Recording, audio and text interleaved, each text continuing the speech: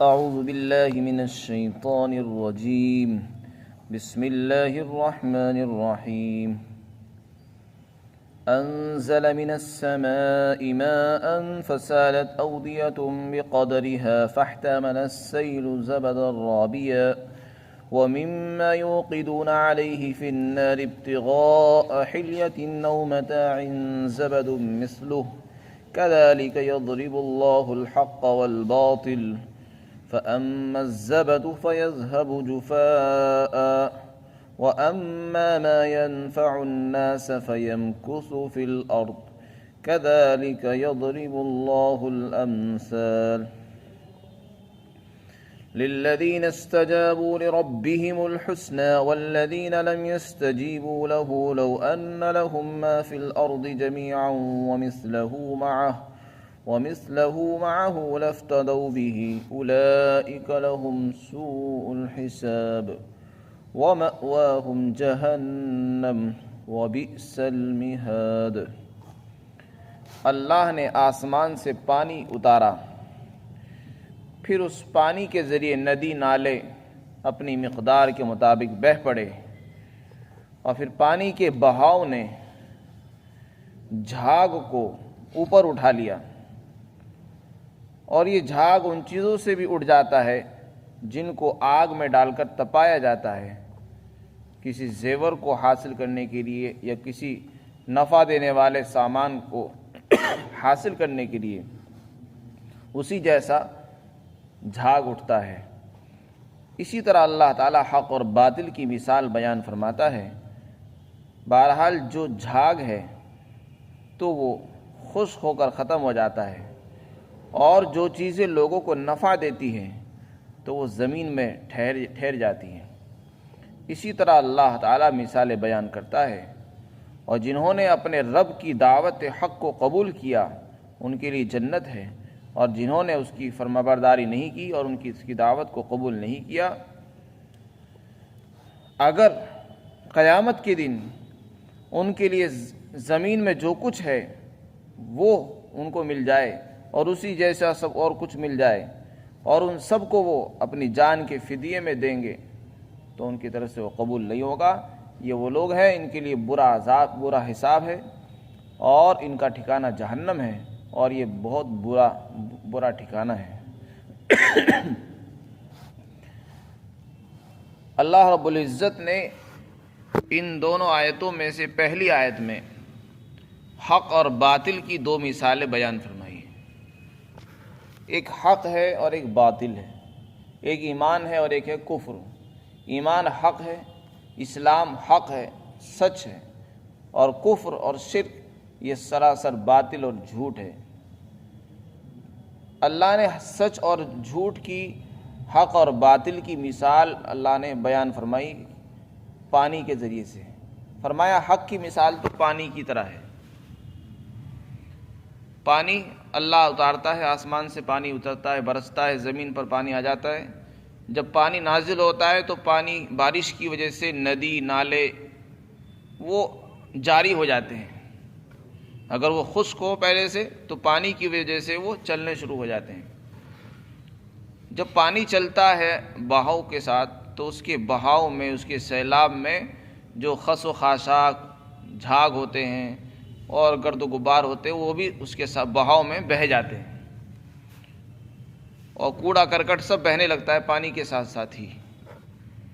پھر اس کے بعد کیا ہوتا ہے، خس اور خاشاک، کوڑا کرکٹ وہ تو ایک جگہ جا کر ٹھہر جاتا ہے، اور اس کی کوئی قیمت نہیں ہوتی، نہ لوگ اس کو سمیٹتے ہیں نہ لوگ اس کی حفاظت کرتے ہیں، بس اس کو تو یہیں چھوڑ دیا جاتا ہے، اور وہ بھی خود بھی کہیں جا کر رک جاتا ہے۔ اس کی کوئی حیثیت نہیں، نہ کوئی قیمت ہے۔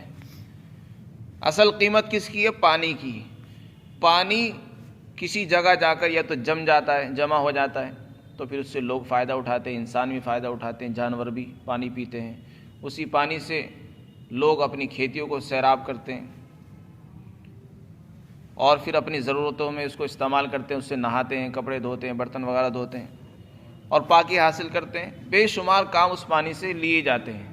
کچھ پانی وہ ہوتا ہے جو زمین کے اندر اتر جاتا ہے، اور پھر وہ پانی کے جو چشمے زمین میں اللہ نے بنا رکھے، زمین کے اندر جو پانی کا ایک نظام اللہ نے رکھا ہے زمین کے نیچے، اس میں جمع ہو جاتا ہے، پھر انسان اپنی ضرورت کے وقت اس کو نکال لیتا ہے، ٹیوب ویل کے ذریعے سے، نل کے ذریعے سے، سمرسیبل کے ذریعے سے۔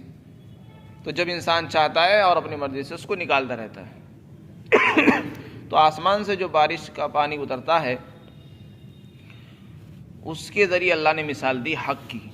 حق کی مثال تو پانی کی طرح ہے کہ پانی ہر حال میں مفید ہے، فائدہ مند ہے، وہ بیکار نہیں ہے، انسان کے لیے بھی فائدہ مند، جانور کے لیے بھی فائدہ مند، جمع ہو جائے تب بھی فائدہ مند، اگر زمین کے اندر نیچے اتر گیا تب بھی فائدہ مند، بعد میں کام آ جائے گا۔ لوگوں کے لیے اسٹاک ہو گیا، جمع ہو گیا وہ، اب وہ جب چاہیں گے نل لگائیں گے، ٹنکیاں لگائیں گے، کنواں کھودیں گے تو وہ پانی نکل جائے گا، اور اسی سے کھیتیاں سیراب ہوتی ہیں، اسی سے لوگ جانور وغیرہ سب پانی پیتے ہیں۔ تو حق کی مثال پانی کی طرح ہے، پانی خود بھی فائدہ مند ہے، دوسروں کو بھی فائدہ پہنچاتا ہے، لوگوں کو پاکی حاصل کرتے ہیں۔ اور باطل کی مثال اس کوڑے کرکٹ کی ہے جو پانی کے ساتھ بہہ رہا تھا، اور دیکھنے میں کیا معلوم ہو رہا تھا؟ دیکھنے میں اوپر پھولا ہوا لگتا ہے۔ جب کوڑا کرکٹ پانی کے اوپر چلتا ہے تو ایسا معلوم ہوتا ہے کہ بہت باحیثیت ہے، بہت موٹا ہے، پھولا ہوا ہے۔ تو باطل کی بھی بس یہی مثال ہے، باطل، کفر اور کافر، ان کی مثال ایسی ہے کہ دیکھنے میں وہ پھولے ہوئے لگتے ہیں اور بڑے اچھے لگتے ہیں، طاقتور معلوم ہوتے ہیں، لیکن اندر ان میں نہ کوئی جان ہے، نہ وہ فائدہ مند ہے، نہ ان کی کوئی قیمت ہے، بے حیثیت ہے۔ بس یہی مثال باطل کی بھی ہے۔ اور جیسے وہ کوڑا کرکٹ پانی کے ساتھ ساتھ حق کے ساتھ اسی طرح بہہ جاتا ہے، جب حق کی محنت ہوتی ہے تو وہ بہہ جاتا ہے، اور لوگ اس کی حفاظت بھی نہیں کرتے، نہ پرواہ کرتے، وہ ادھر سائیڈ میں لگ جاتا ہے، کناروں پہ لگ جاتا ہے۔ بس یہی مثال باطل کی بھی ہے۔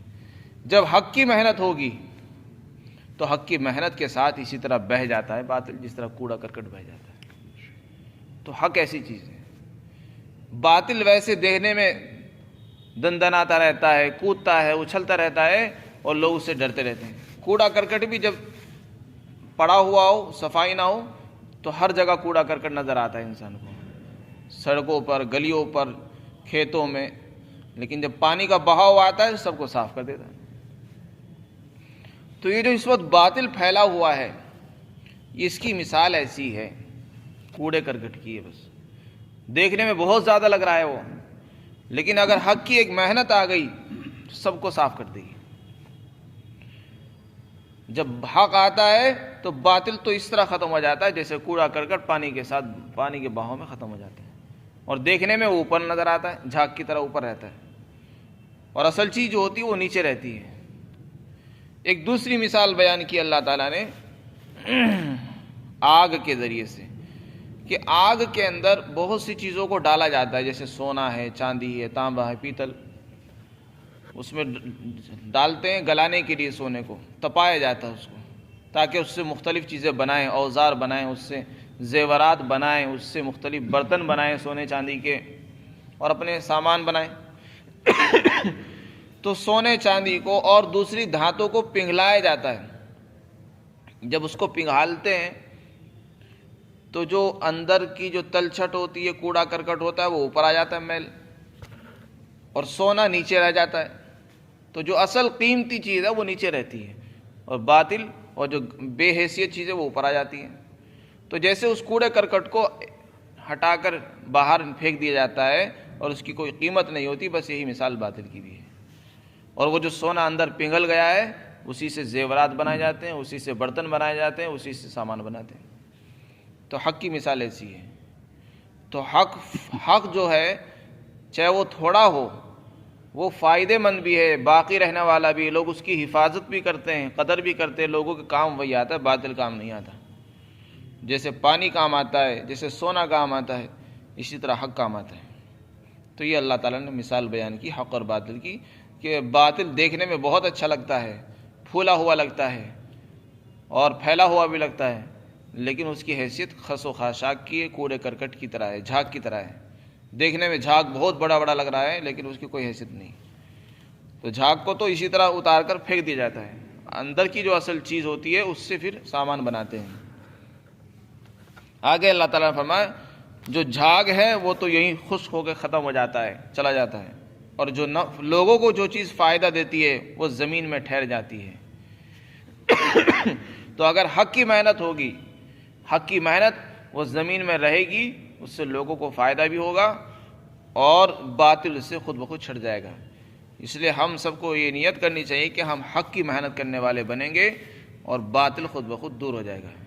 باطل کو بھگانے کے لیے باطل کے پیچھے ڈنڈا لے کر بھاگنے کی ضرورت نہیں ہے۔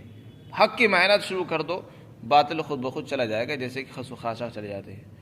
اگر آپ جھاڑو لگانا شروع کر دیں تو خس و خاشاک پھر بھی دور نہیں ہوتے۔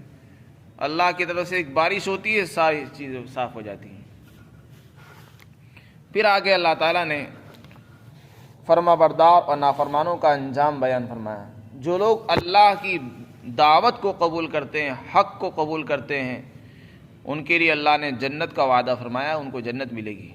جنہوں نے اللہ کے رسول کی دعوت کو قبول کیا اور اللہ کی فرما برداری کی، ان کو جنت ملے گی، اور جنہوں نے قبول نہیں کی ان کو جنت نہیں ملے گی، ان کے لیے جہنم ہے، ان کا ٹھکانہ جہنم ہے۔ ایک تو ان کے ساتھ برا سلوک کیا جائے گا، ان کو ایک سخت حساب دینا پڑے گا، اور ذرا ذرا سی باتوں میں پوچھ گچھ ہوگی، اور بہت برا ٹھکانہ ان کو ملے گا۔ پھر اللہ تعالیٰ نے فرمایا ان کا حال اس وقت یہ ہوگا کہ اولاً تو وہاں اپنی جان چھڑانے کے ان کے پاس دنیا کی کوئی دولت نہیں ہوگی اس وقت، کیونکہ انسان دنیا میں خالی ہاتھ آیا، خالی ہاتھ دنیا سے چلا گیا، اس کے بعد اس وقت کوئی دولت نہیں ہوگی کہ جس کو دے کر وہ جان چھڑا لے، رشوت دے کر جان چھڑا لے، کچھ نہیں ہوگا۔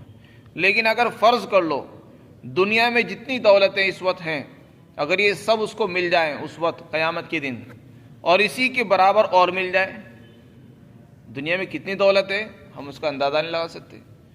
دنیا کے خزانے، سونا چاندی، یہاں کے زیورات، یہاں کے روپیے پیسے، جتنی بھی دولتیں دنیا میں رکھی ہوئی ہیں، یہ ساری چیزیں اگر قیامت کے دن کسی کو دے دی جائیں اور اس کے برابر اور دے دی جائیں، اور وہ اپنی جان چھڑانے کے لیے اس کو فدیے کے طور پر بھی دے، تو قرآن میں دوسری جگہ فرمایا کہ وہ قبول نہیں ہونے کا۔ اول تو وہاں یہ چیزیں ہونے کی ہی نہیں، اور اگر دی بھی جائے گی تو بھی قبول نہیں ہوگی، اور انسان یہ کوشش کرے گا کہ وہ اس کو اپنے فدیے کے طور پر دے دے تاکہ میری جان چھوٹ جائے، لیکن اس دن جان نہیں چھوٹ سکے گی۔ یہ ان لوگوں کا انجام بیان فرمایا جو لوگ نافرمان ہوتے ہیں، فرما برداری اختیار نہیں کرتے ہیں۔ اسی کو اللہ تعالیٰ نے یہاں پر بیان فرمایا کہ اللہ نے آسمان سے پانی اتارا ہے، پھر اس سے ندی نالے بہہ پڑے اپنی مقدار کے مطابق۔ پھر پانی نے جھاگ کو اوپر اٹھا لیا، جو جھاگ ہوتے ہیں وہ اوپر اٹھ جاتے ہیں، اور وہ چیزیں جن کو آگ کے اندر ڈال کر تپایا جاتا ہے، ان کے وہ بھی اسی جیسا جھاگ ہے، ان کے اندر بھی زیورات اور سامان، فائدہ مند سامان کو حاصل کرنے کے لیے جو چیز ڈالی جاتی ہیں ان کے اندر بھی جھاگ ہوتا ہے اسی جیسا۔ اللہ تعالیٰ اسی طرح حق اور باطل کی مثال بیان فرماتے ہیں۔ بہرحال جو جھاگ ہے تو وہ سوکھ کر ختم ہو جاتا ہے، اور جو چیزیں نفع دیتی ہے لوگوں کو وہ زمین میں ٹھہر جاتی ہیں۔